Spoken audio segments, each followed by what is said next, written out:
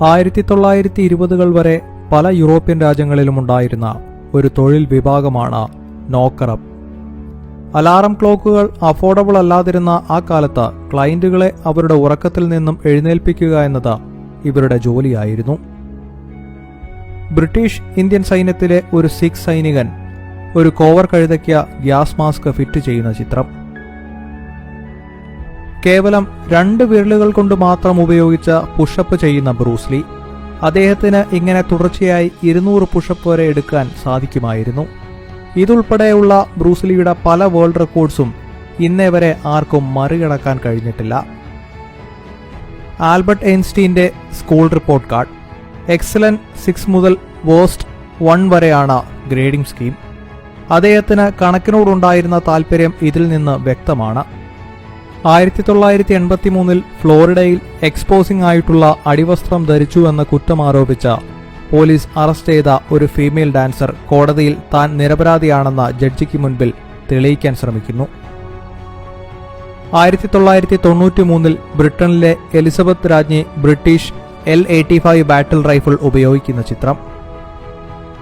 1953-ൽ Motorola ഡൈന TAC 8000X എന്ന പേരിൽ Motorola ആദ്യ കൊമേഴ്സ്യൽ മൊബൈൽ ഫോൺ വിപണിയിൽ എത്തിച്ചു.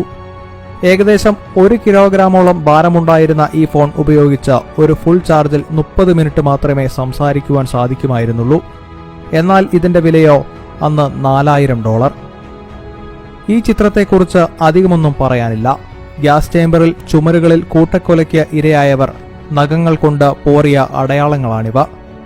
മനുഷ്യനെ എങ്ങനെ ഇത്രമാത്രം ക്രൂരമായി പെരുമാറാൻ കഴിഞ്ഞുവെന്നാണ് ഈ ചിത്രം കാണുമ്പോൾ തോന്നുന്നത്. The most beautiful women in the world എന്ന MGM സ്റ്റുഡിയോസ് വാഴ്ത്തിയ അമേരിക്കൻ ആക്ട്രസ് ഹെഡി ലാമാർ. ഇവരുടെ ചിത്രം ഈ വീഡിയോയിൽ ഉൾപ്പെടുത്തിയതിന്റെ കാരണമാകും പലരും ചിന്തിക്കുന്നത്.